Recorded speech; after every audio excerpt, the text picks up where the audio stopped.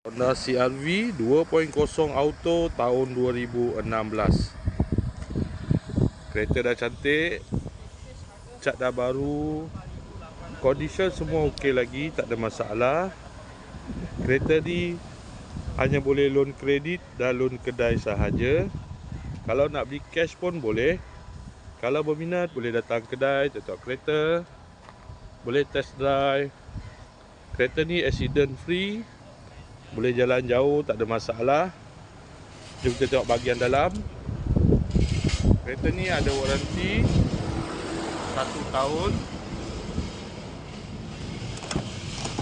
Dalam masih cantik lagi, leather seat.